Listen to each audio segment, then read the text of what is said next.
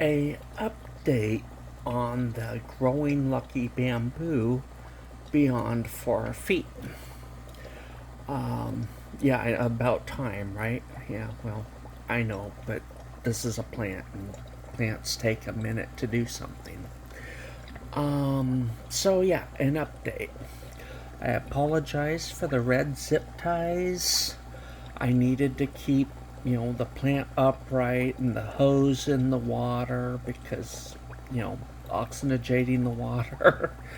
I never feel like I'm saying that right. So, yeah, it's kind of an ugly mess. But that's not the update. The hose is staying in the water just fine. Ugly setup, but it's working. The update is this yellowy leaf. It is losing a leaf, and yet, as far as I can tell, yet to start a new leaf. That's a little bit concerning. Not the losing a leaf, plants lose leaves.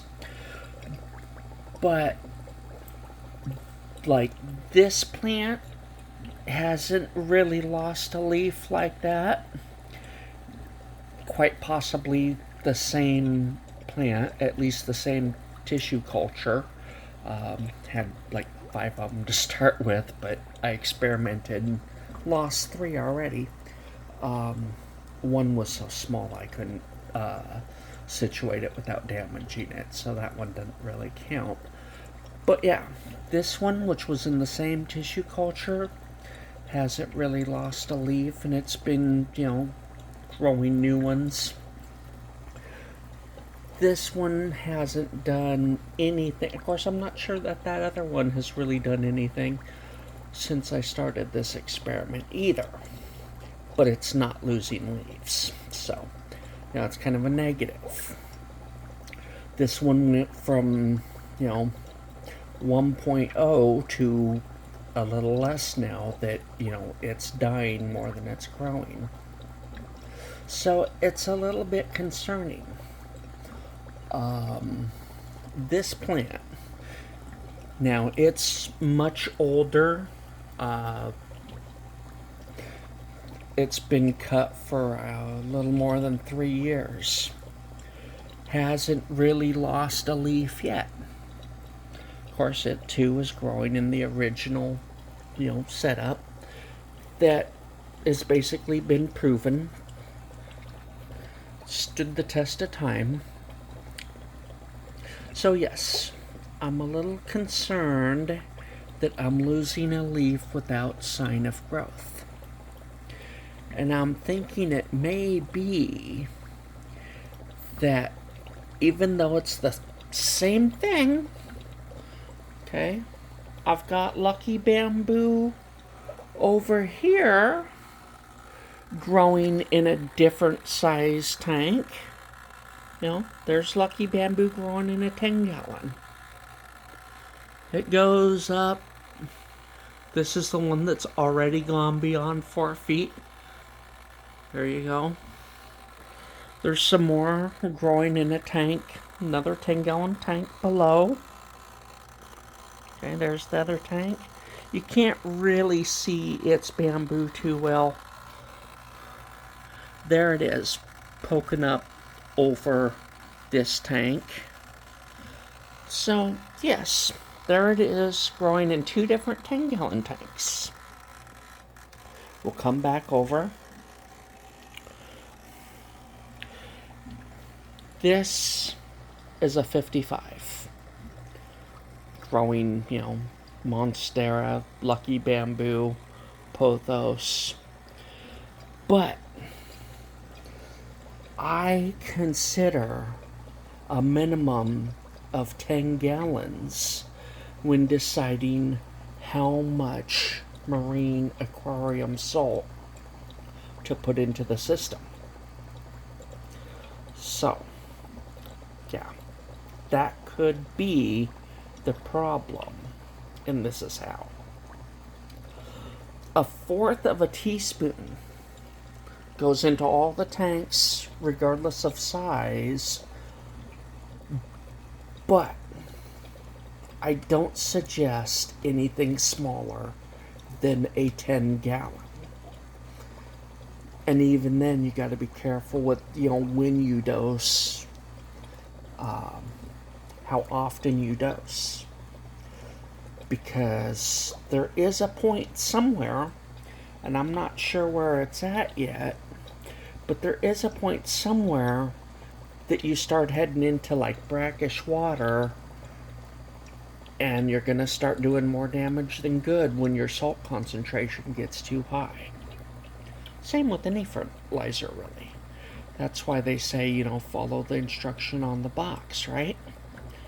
There is no instruction on the, well, in this case, it's a 5-gallon tub of this stuff. There is no instruction. Not for this kind of an application. There's instructions for, salt water, for fish and marine life. That's way too high. Way too high. Magnitudes too high for growing plants. So, that could be the problem. It's measured for a larger, and it comes out of every bit of water that's ever gone into this glass. Came out of this 55 that the whole setup is in. But that glass is nowhere near 10 gallons. It's nowhere near a gallon. I'm thinking that the salt may be concentrating in there. And it's taking forever because I have got something of a setup for, the bigger volume of water. But it could be slowly concentrating in the glass. No other plants are taking any of it up. So what if there's something in here,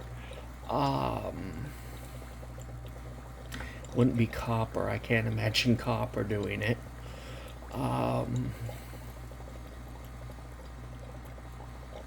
Yeah, I would have to look at the ingredients to pick on an ingredient.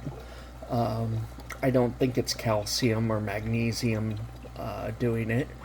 But what if there's something this plant doesn't particularly like, so it's not taking much of it up? And that one ingredient is building up because nothing is taking it up. Or, I just had another thought. pH. That's what it was.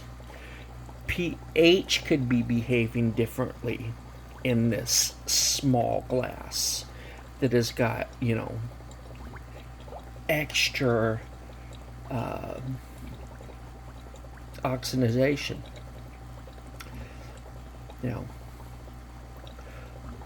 The oxygen levels in the water in the glass have got to be much higher than the aquarium. I'm not sure what the pH is doing.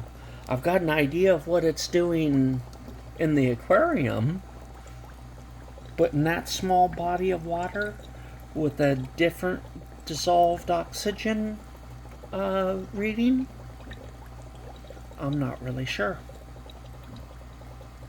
So it could be that. How do I intend to fix it? Well, if I decide to fix it, I think I will just use, the basic water change. Overflow the glass, and because that's what I was initially doing, that other glass would overflow a little bit. This one has never been overflowed.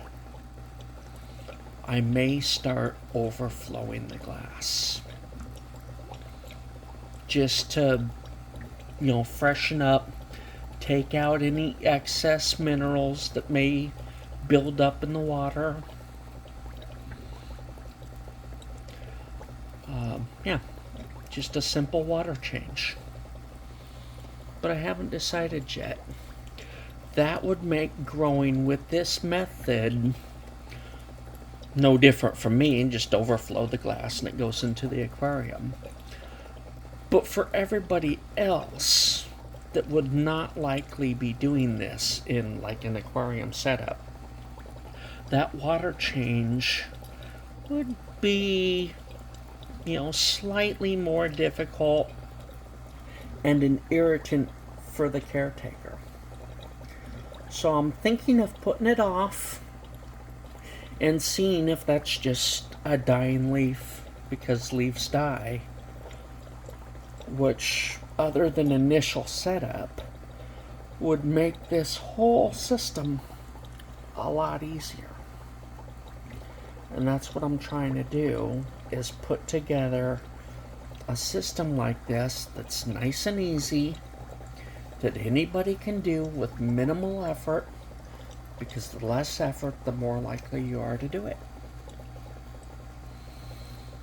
Alright, this 3-minute video, that's what I wanted, is about 3 minutes, is going on 12. So, I think I've covered everything, and we'll talk to you next time.